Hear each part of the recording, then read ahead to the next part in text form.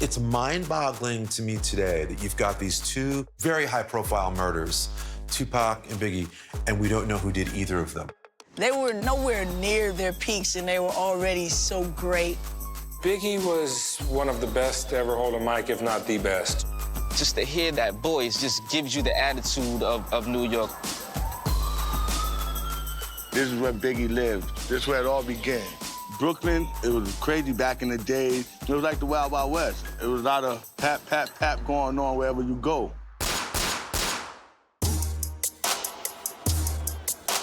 You can't be from L.A. and not be a Tupac fan. Friendship was easy when they met, I think, you know? They either could have been best friends or worst enemies. There was kind of no in between, and obviously they became both. Quad was a very busy studio. They robbed Tupac at gunpoint, I believe. I asked him what happened, and he said he was shot, and I never saw anybody shot in the head before. And Tupac, you know, felt like he'd been set up. It started a snowball. It just quickly becomes the biggest thing in hip-hop. From that point on, it was on.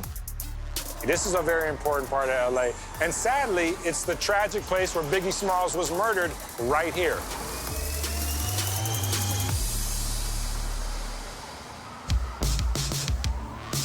For every performer, there were places where life-changing events happened, events that shaped and impacted who they became. They're places that people pass by without ever knowing their significance.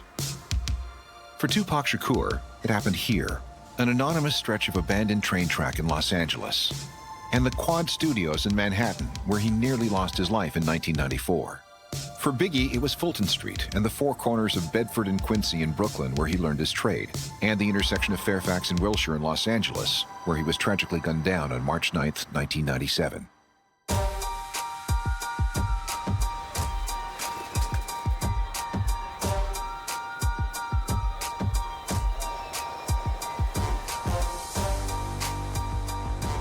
Ironically, both players at the center of hip-hop's biggest feud were born and raised within a few miles of each other in America's biggest city. The Notorious B.I.G. is born Christopher George Latour Wallace on May 21, 1972, and was raised in the Bedford-Stuyvesant neighborhood of Brooklyn.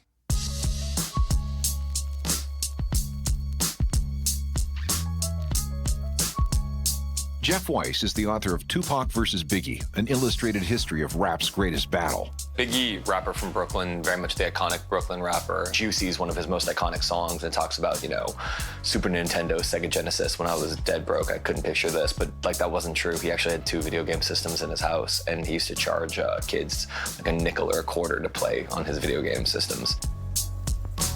Though young Christopher Wallace grows up relatively comfortably in this building at 226 St. James Place, the surrounding neighborhood is rough, and Biggie is immersed in it.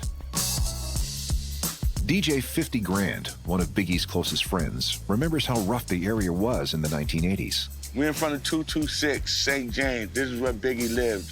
Top floor apartment. It was crazy back in the day. It was a drug era. A lot of drugs being sold, a lot of abandoned buildings, vacant lots, stray cats and stray dogs. It was crazy. It was like the Wild Wild West. It was a lot of pap, pap, pap going on wherever you go. I mean, certain places you couldn't even walk down the block unless you knew somebody.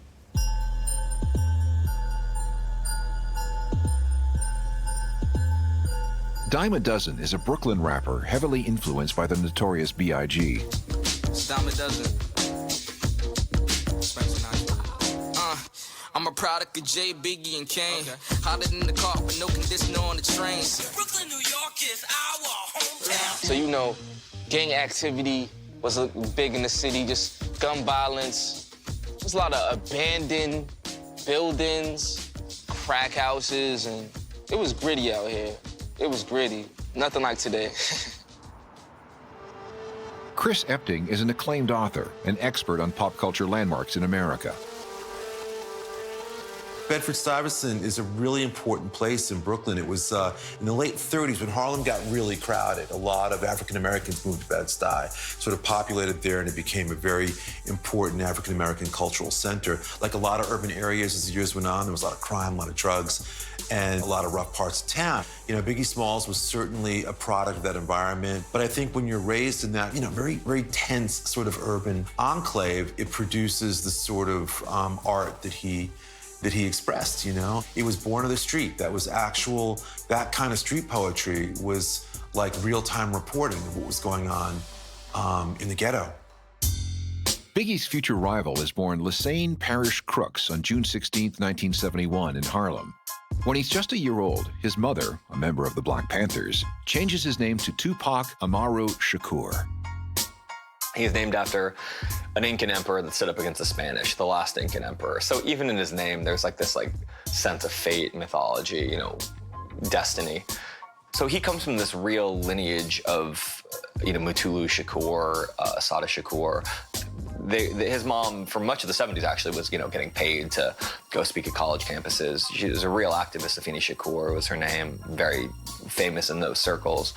So that's what Tupac comes from. But meanwhile, you know, he also has this background that a lot of people would consider, you know, soft. You know, his mom is making him read the New York Times as punishment. You know, he's going to drama school. Very sensitive, writing poetry. While Biggie grows up on the rough streets of Brooklyn, Tupac moves around, from Harlem to Baltimore, where he attends a prestigious drama school. And he goes to Baltimore, goes to high school for the arts there, meets Jada Pinkett, does Shakespeare, becomes a young, trained actor, writes a lot of poetry, writes a lot of bad poetry. Very precocious for a young kid. And finally to Marin City, California, in the San Francisco Bay Area. If you know anything about Marin, it's one of the richest places in the world. But that's one thing you have to stress about Tupac. He had a very diverse background. And Tupac has this kind of multifaceted upbringing, and I think that's part of why he has this, like, unbelievable, like, multidimensionality.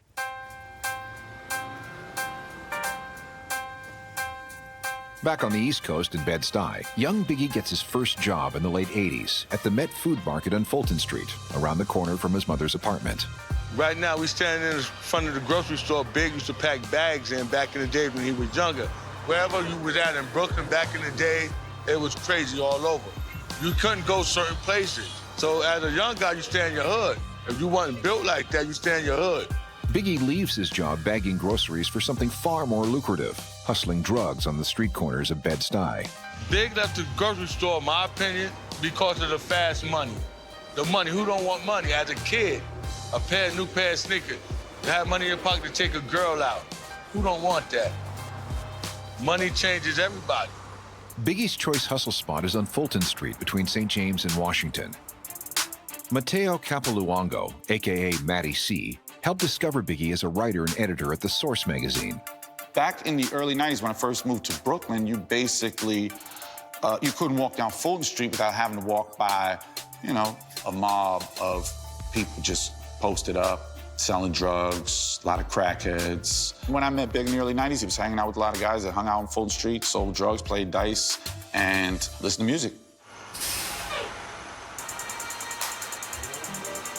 So right now, we're in front of the chicken spot where Big hustled at, where everything went down. You make your money, go in here, get you a good piece of chicken, chill out, and have fun. But this is the hustling ground where Biggie Small hustled at. This whole strip, that whole strip, this is where it all happened at for B.I.G. Biggie makes a name for himself in the hood by laying waste to his rivals in neighborhood rap battles. Battling a guy who trying to come at you to claim the area you in, claim your turf. And he had plenty of those, and the guys went home sad because they couldn't touch him. They couldn't touch Big. So Biggie's rapping in St. Mark's Place, just on the corner, you know, with friends, freestyling and ciphers. I don't know if Biggie was the best rapper of all time, but no one ever put words together better than Biggie. He just could, I mean, that voice, too, is just incredible, like this booming tuba of a voice, but he could rap in any style. He could rap with anybody. Biggie's reputation as a hip-hop prodigy is cemented in a legendary 1989 freestyle rap battle on Fulton Street.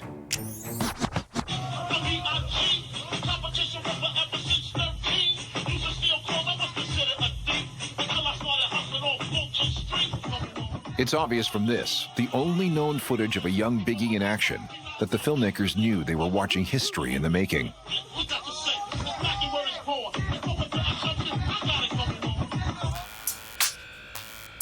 Biggie's legend spreads beyond Fulton Street. He starts hustling at the corner of Bedford and Quincy in Bed-Stuy, where he hooks up with local legend, DJ 50 Grand.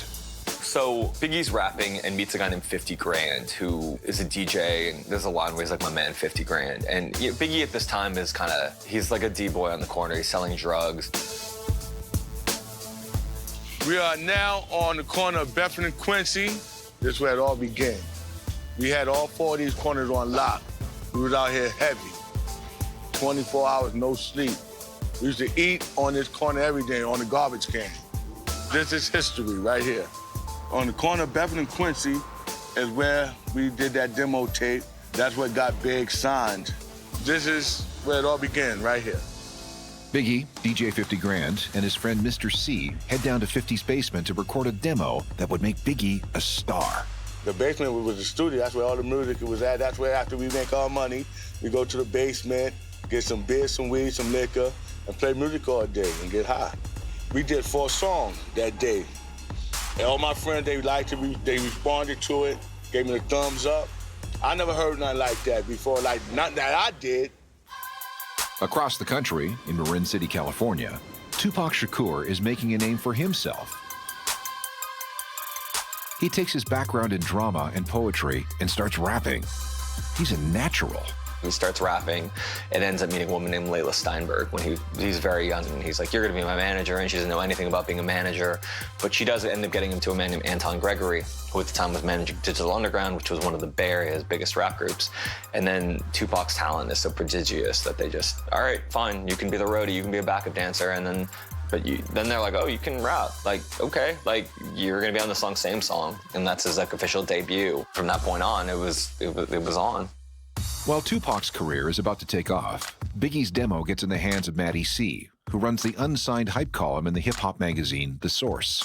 The Source, I would say, was the voice from a media standpoint in hip-hop from the late 80s through the early 90s. And so every month I wrote about somebody in the unsigned hype, some unsigned artist looking for a record deal.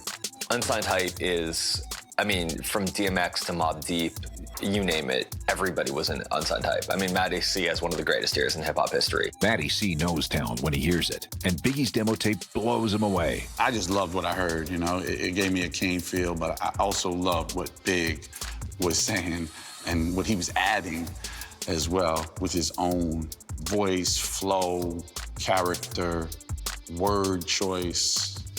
I really thought he was incredible. I was really amazed by that demo. Matty C plays the demo for Uptown Records producer Sean Combs. So he called me, I went up to his office, and I brought one tape, the Notorious B.I.G. And I played it for him in his office, and he stopped, you know, like I do. Like, he didn't need to hear much more than half song. It was like, hold up. Okay. So what's he look like? Not long after Biggie is signed to Uptown, Sean Combs is fired. He starts up a new label called Bad Boy Records and brings Biggie with him. The East Coast half of hip-hop's biggest feud is born. And while Biggie and Tupac have yet to meet, it would only be 2 more years before the biggest feud in music history is ignited in the lobby of Manhattan's Quad Studios. I asked him what happened, and he said he was shot, and I never saw anybody shot in the head before. Starting a war that would leave both rappers dead in the primes of their lives. For every performer, there were places where life-changing events happened, events that shaped and impacted who they became. For the Notorious B.I.G., it was Fulton Street in Brooklyn, where he had his first official job at the Met Food Market near his childhood home, and the corner of Quincy and Bedford in the Bed-Stuy neighborhood, where he had his first unofficial job, hustling, selling drugs and rapping on the 4 corners of the intersection. By the early 90s, Biggie and West Coast artist Tupac Shakur are busy launching careers that will see them become friends, rivals, and then bitter enemies. Tupac, born in Harlem and raised in Baltimore and Marin City, California, is more enigmatic than Biggie, accumulating knowledge and sounds from his diverse background. Paul Stewart is a hip-hop industry veteran and a close friend of Tupac's.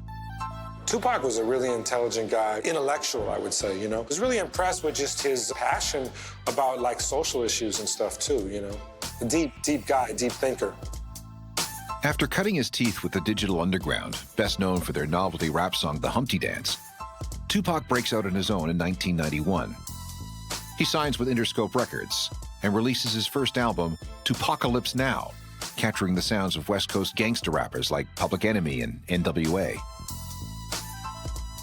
You know, he was obviously a great lyricist and a great rapper, but I think the social context of his music and the realness in him and the way people feel him is what really set him apart and made him this iconic artist that he ended up being. You know, Tupac, I think, was, you know, he evolved so quickly and really embraced, you know, I think the West Coast style, the kind of smoothness to it, and the artists he fell in with.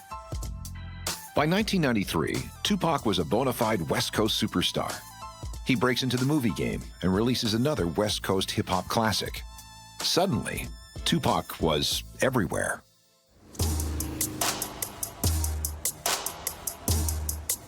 Pac was a revolutionary. Pac, even without his music, had a voice. You know, a very strong mind. He wanted his people and people all over just to live right and to be treated right. Just to have justice. He wanted the best for us. He wanted to change the world. He said, I probably won't change the world, but I'll spark an idea. I guarantee I'll spark an idea that's gonna change the world. Glenda Proby, better known as Jizzle, has been writing songs for hip-hop's biggest stars since she was 17 years old. I got the spot and I'm running. Gone. Straight to the top, yeah, I'm gunning.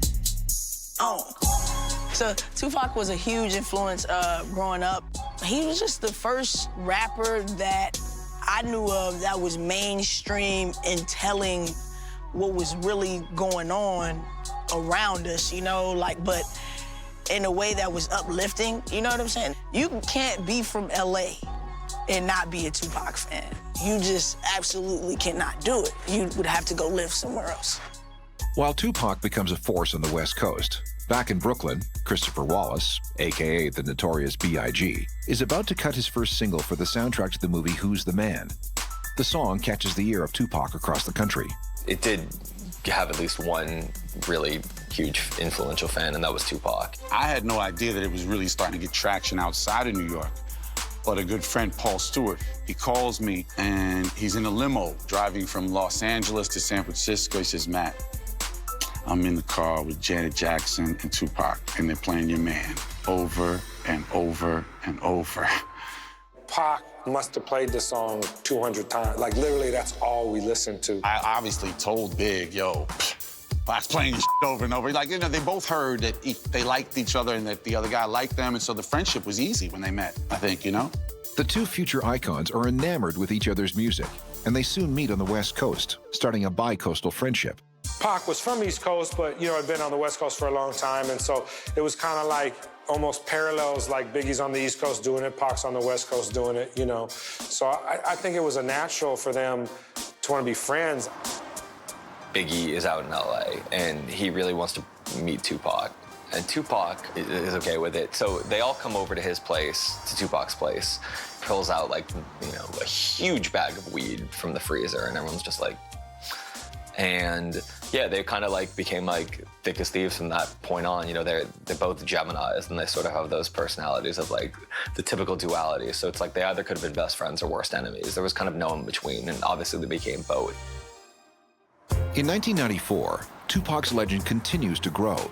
He hooks up with photographer Mike Miller, who takes him around Los Angeles for what was to become a series of iconic hip-hop photos. So this is it. This is where Tupac, he took that famous picture with Mike Miller. And like Mike Miller is like a West Coast legend, photographer. And he shot so many album covers and things back then. So the picture that Tupac took here is kind of significant because you could kind of see not only his attitude, but also just like his easygoingness.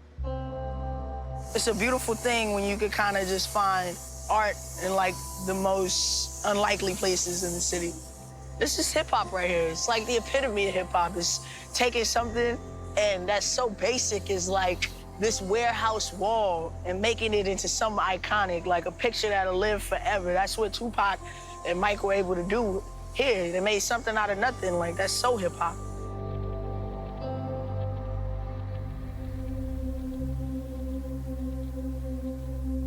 But by late 1994, Tupac's days at the top of the West Coast hip-hop food chain are numbered. He comes to New York to stand trial on a sexual assault charge stemming from an incident in 1993. Tupac, while he's in New York filming Above the Rim, he has a very infamous encounter with a woman who he meets one night at a club. Allegedly, she gives him oral sex on the dance floor. They go back to his hotel room, have sex. A few days later, she shows up at his hotel room. According to his accounts, he claimed she just gave him a massage and he went in the other room. According to her account, he kind of basically let his friends gang rape her. And she calls the cops. Tupac immediately is arrested, goes to court. And one of the men who she's accused with is a very infamous drug dealer, kind of New York underground legend named Haitian Jack. Seems that Tupac has been living the gangsta lifestyle a little too closely, and it's gotten him in trouble.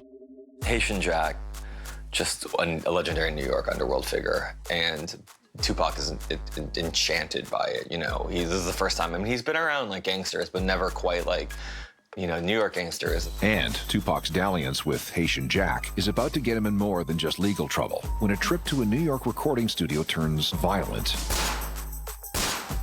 sending the hip-hop world into a major bi-coastal battle.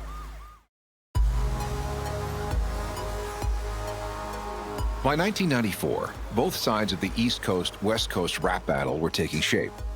The Notorious B.I.G. had taken the sights and sounds of Fulton Street in the Bed-Stuy neighborhood in Brooklyn and turned them into prodigious rapping skills. Biggie was probably one of the best to ever hold a mic, if not the best. You know, his flow and his lyrical delivery was pretty unmatched. Come on. No line wasted.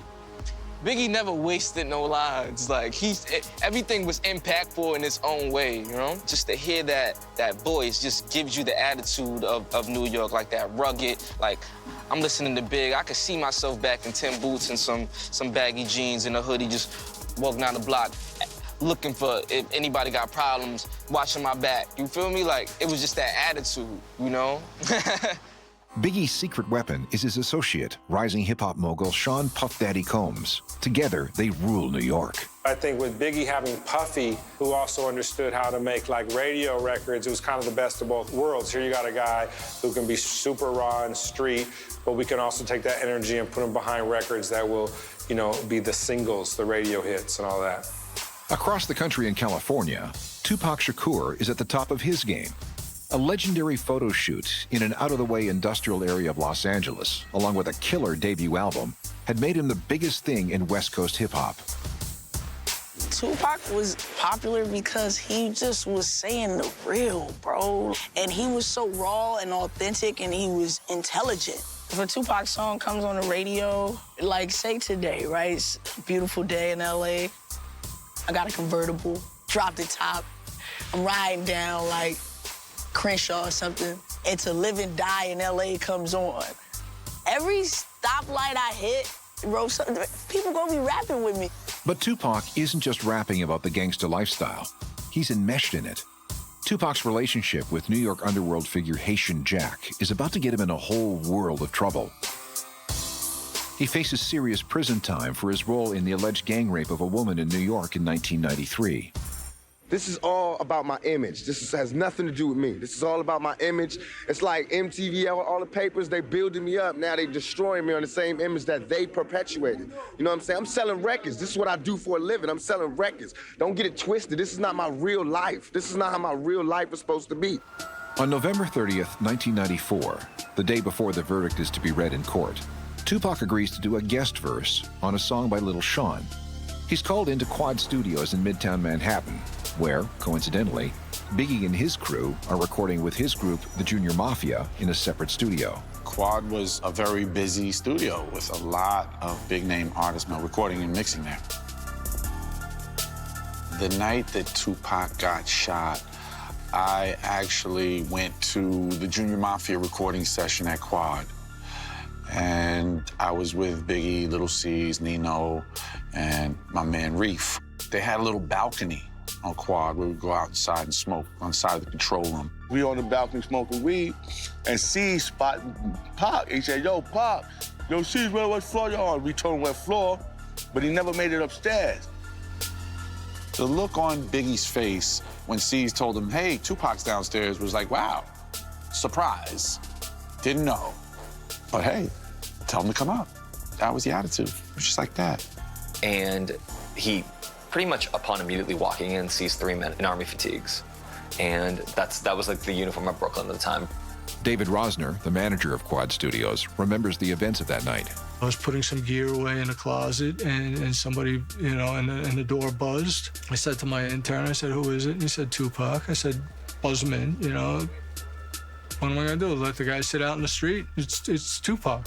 I looked at the camera and I saw Tupac kind of like standing over by the glass window. It looked like he was just standing there. I thought maybe he was talking with somebody. And I went back about my business and I was doing what I needed to do. And a few minutes later, the elevator door popped open and Tupac got off and he was bleeding. He was holding the back of his head. From what I understand, what occurred was that Tupac came into the lobby and then someone else attempted to rob him. And that they robbed him at gunpoint, I believe. Allegedly, he was robbed in the foyer of the building and shot down there. C's and Nino went to the elevator, and they came back a couple minutes later, frantic. Like, yo, they're robbing Pac downstairs. What? He got off the elevator and just everybody swarmed him, and then I just kind of pulled him aside and I asked him what happened, and he said he was shot, and I never saw anybody shot in the head before. It's unclear whether they were trying to pistol whip him, whether they were trying to beat him up, whether they were trying to rob him, whether they were trying to kill him. Nobody would really know for sure, but basically Tupac ends up getting shot, gets robbed, and kind of gets left for dead. Bleeding from his head and fighting for his life, Tupac sees some familiar faces. His friend Biggie, Sean Puffy Combs, and Puffy's partner, Andre Harrell. From what I saw, the bullet holes were in the back of his head. To me, it looked like 2 little volcanoes with holes in each one of them, and there was blood oozing down the back of his head when he first got off the elevator. And they lie him on the couch and he's screaming, and it's like, you understand why Tupac would think that they were conspiring against him, because there is a lot of evidence to suggest that Biggie might have known ahead of time that something was going to happen. And Tupac, you know, felt like he'd been set up. Pac was holding the paper towels to his head, and then the EMS guys came up, and it just became a zoo, and the place went crazy. They blocked off 7th Avenue at 49th Street and at 48th Street with flares, and they closed off the entire block. Fire truck and EMS vehicles and unmarked police cars and marked police cars and police chiefs and all sorts of heavy rescue trucks. There was so many cars and fire trucks and stuff outside that you wouldn't believe. You would think that, you know, the whole block was burning. Pac felt because Biggie was there, it was just too much coincidence that he must have known what happened and got instantly upset with Big. But if Biggie hadn't been there, if one of the first things Tupac saw after being shot was Biggie and Puffy's old boss, Andre Harrell, looming over him, it would have been much more difficult for him to, like, make that connection. People were coming up to Pac in jail saying, hey, word on the street is your man got you set up. Biggie got you set up. So it was hearsay from prison, like, and you know, guys in prison got nothing to do but talk. I don't think it was true. I don't think Biggie would set up Pac. I think Biggie loved Pac. They were best of friends, but he felt like Biggie knew something, that he knew it was gonna happen. So that's where the falling out started. There were comments, lyrics, quotes from Pac alluding to the fact that he thought Biggie had set him up that night at Quad. I honestly feel that deep down inside, even he had to get to a point where he realized that was not an accurate accusation. 20 years after the fact, it turns out that it was a pretty eventful point, and you know, it changed, you know, hip-hop history. The Quad City shooting is sort of the ground zero for the entire Biggie versus Tupac conspiracy. I mean, all the madness and craziness and their subsequent deaths kind of springs from that moment. The incident at Quad Studios changes everything. Tupac has become paranoid that Biggie is responsible for the shooting, even though the evidence suggests that it's due to his entanglement with Haitian Jack. But worse for Pac, he's about to get sentenced a hard time for his alleged role in the assault. Tupac shows up to trial for his sentencing in a wheelchair. And there's just a lot of chaos and drama at the time. You know, he'd been hanging out with like Madonna and living this like New York high life. And he goes to jail and kind of ends up writing, while he's in jail, his album Me Against the World ends up going #1. It's the first album ever by an artist to go #1 while the artist was in prison. Tupac is released after serving 9 months at the Clinton Correctional Facility in upstate New York. And he's ready for revenge on his old pal, Biggie Smalls.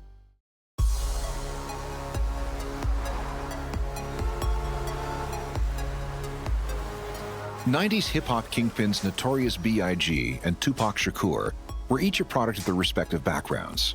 Streetwise Biggie learned his trade on the rough streets of Bed-Stuy in Brooklyn.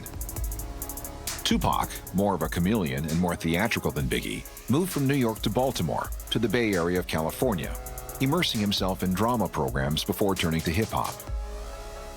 After Tupac's near-fatal shooting here at Quad Studios in New York in November of 1994, the two rappers' lives were intertwined. In October 1995, Tupac is in prison in New York on sexual assault charges. Believing he's been wrongly convicted, he tries to appeal the case. It's not even about my trial no more. It's just about loud rap music, tattoo-having thugs. It's not even about me no more. It's about, you know, some nightmare that these people having. So Tupac is trying to appeal his case while he's in jail, but he can't get the money to post bail because it's an expensive bail. And through one way or another, he gets linked up with Suge Knight. He was the founder of Death Row, another infamous figure in his own right. He was almost like a patriarchal figure in some way to Tupac, and he gravitated towards that. He, you know, signed this, like, I think it was a 4-album deal while he was in jail in exchange for posting bail. So Tupac ends up getting bailed out. With Tupac aligned with West Coast kingpin Suge Knight and Biggie partnered with Puffy, the major players in the East Coast-West Coast rap feud are now in place. Suge Knight already has a kind of low-level simmering beef with Puffy over the murder of one of his bodyguards that he blames Puffy for. It just fuels the fire because he's convinced that Biggie is responsible for the shooting.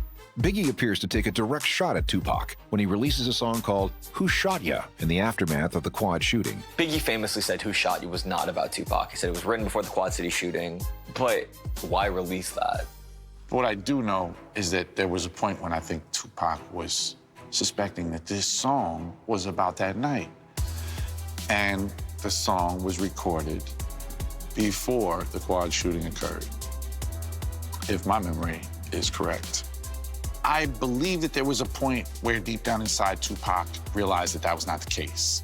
And what didn't happen after that was Tupac did not publicly acknowledge, hey guys, it wasn't Biggie. Biggie had nothing to do with it. And by not doing that, he left it open-ended enough for other people who were just crazed Tupac fans to be like, Pac, we got this motherfucker for you. Like, you know what I mean? Regardless of Biggie's intent, Tupac takes the song as a direct shot to his ego. The media catches on and turns the burgeoning hip-hop feud into a bi-coastal battle for rap supremacy. It started a snowball, and the media latched on to that snowball, as it always does, and amplified that snowball.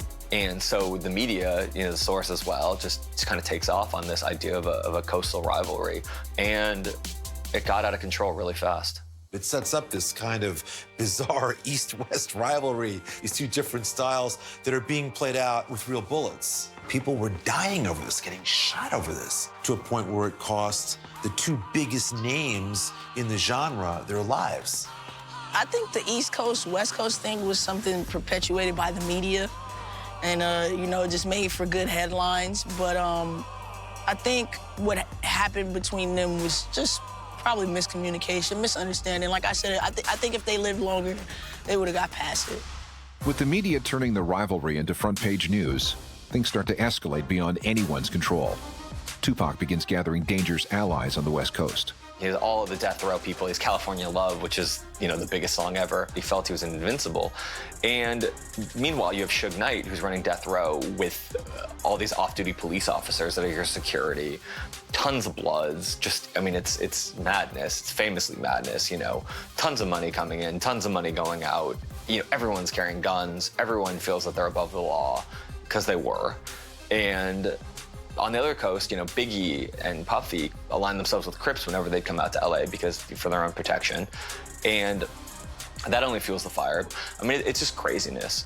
And, you know, it was only gonna end at that time one way. And it did. On the night of September 13th, 1996, Tupac, Suge Knight, and their death row associates attend a heavyweight fight between Mike Tyson and Bruce Seldon at the MGM Grand in Las Vegas. You know, anytime there's a big fight in Vegas, you know, it'd be a big thing for a lot of like entertainers, athletes, artists from LA to go out and get front row seats or get good seats at the fight and then go stay and party. There'd be a lot of after parties and stuff, you know. After the fight, Tupac gets into a scuffle with a member of the Crips gang. Suge Knight and his friends in the Bloods join in, and a brawl ensues. Tupac takes upon himself to run up and rush dude and start punching dude. After that, all the mob Pyrus and Suge jump in and everybody starts beating dude's ass. Later that night, at the corner of Koval and Flamingo in Las Vegas, a white Cadillac pulls up alongside the car shared by Tupac and Suge. A man emerges, and, possibly as reprisal for the fight earlier that night, fires 13 shots from a .40 caliber Glock into the car. Tupac is hit 4 times. He was shot a bunch of times before. And so it was like, I guess because his spirit is so resilient, you know what I mean? Like, he wasn't easily broken. And so I remember when we heard he got shot, I remember just, you know, thinking like, oh, he's gonna be okay, you know? And he wasn't okay. Damn. Tupac's luck had run out. He dies at the University Medical Center of Southern Nevada 6 days later. I remember the day he died. I was at Roscoe's Chicken and Waffles. I was just crying like a little baby. I'm like, oh my God, why would they kill Tupac? Tupac just seemed invulnerable. He's like this Elvis figure, this like Marilyn Monroe figure, this, you know, outlaw immortal, you know, that's what he called himself. You know, he's foreshadowing his own death, but he almost had that kind of like, he almost seemed like he was toying with you. Though Tupac's murder seems like a gangland scuffle gone wrong, people begin to look in Biggie and Puffy's direction.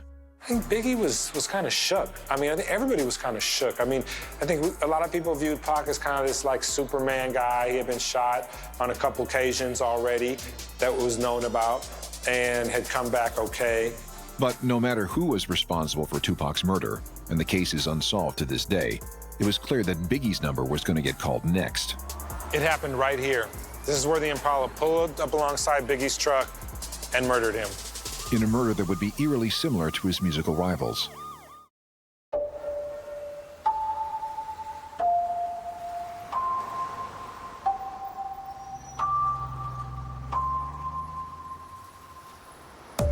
The 1996 death of West Coast rap superstar Tupac Shakur shook the music world to its core. In March 1997, Tupac's rival, the Notorious B.I.G., heads to California to shoot a video for the single Hypnotize and to attend the Soul Train Awards. It was the Soul Train Awards weekend, and Biggie had been out here. He presented an award for Best Female Artist or something at Soul Train.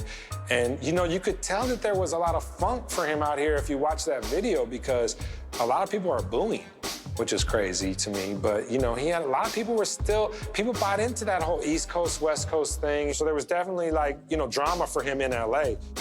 After the show, Biggie and his entourage attend an after-party at the Peterson Automotive Museum here at the corner of Wilshire and Fairfax. And they go to this after party. By all accounts, they had a good time. There wasn't any drama at the after party. Paul Stewart was at the after party at the museum the night that Biggie was killed.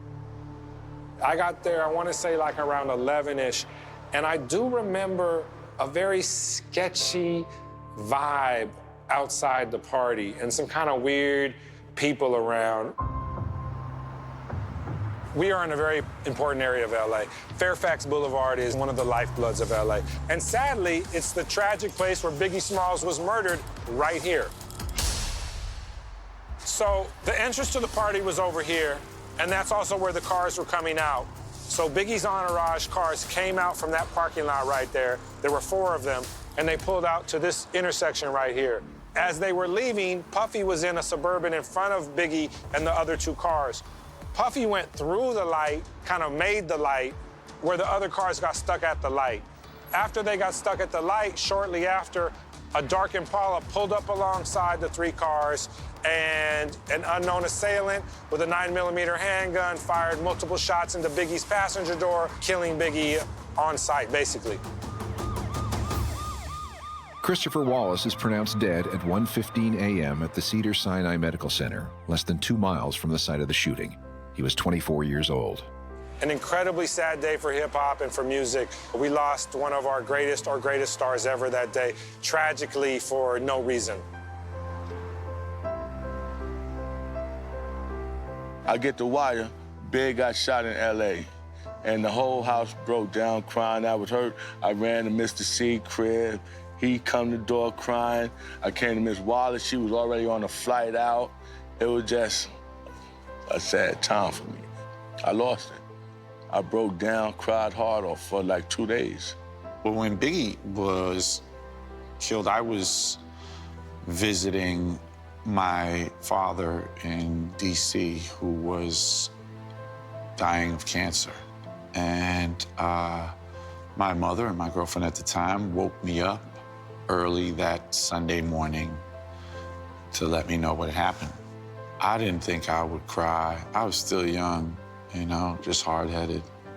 But I just started crying. Within the span of 6 months, both of hip-hop's brightest stars, former friends, are senselessly murdered. Biggie and Tupac, I think, you know, both of those guys being taken away from us is just a tragedy. Both of these guys perished, and they shouldn't have, and it's very sad. It's a very sad thing that, you know, both these guys are young, and there's so much potential, and they were the best at what they did. It's really painful to think about what could have been. And Biggie and Tupac dying is easily as hurtful to a generation as Martin Luther King and Malcolm X. And there are a lot of people who are going to get angry about that statement probably because, you know, these men were, you know, so much more important to political history and civil rights. But to young people, what was going on when they were 17 is what you hold so dear to you. You know, it's like music. You know, people are always saying the music is never as good as when I was 16 years old. Whatever age that is for you. And while Biggie and Tupac's lives are cut tragically short, the locations that made them who they were and propelled their tragic intersecting lives are still there to remind us of what's been lost. A set of railway tracks in South Los Angeles where you can still feel Tupac's spirit. And the music studio in New York where a tragic misunderstanding set off a chain reaction of events which would lead to his death 2 years later. It's mind-boggling to me today that you've got these two very high-profile murders, Tupac and Biggie, and we don't know who did either of them. It's crazy to me, for all the theories, that there have not been an arrest in either of those murders to me is really incredible. You can go to both those sites today, both kind of random spots on the street, and stand there and think about, what if you were an eyewitness that night? What if you stood at that spot at that moment? You may have been able to crack the code, but there were people there. And whether people aren't talking or whether there are cover-ups, to me, it's one of the great mysteries in popular culture, is why there have never been arrests in either of those murders. We were definitely robbed of both Tupac and Biggie. We were insanely robbed because they were nowhere near their peaks, and they were already so great. You know, like, they teach classes on Tupac. I took one in college. You know, like, that's crazy that you would live such a life and affect so many people across different colors and creeds, and that they would have to teach a class on you. It's deep, bro. Back on Fulton Street in Brooklyn, life goes on. While the forces of gentrification are changing the look and feel of Biggie's old stomping grounds, his DNA can still be felt all over the borough. From the apartment building he grew up in, to the street corners where he hustled and learned to rap, to the murals and street art, which help preserve his legacy for the next generation. You did it. Did it, man. King of New York. Love you, man. Love you.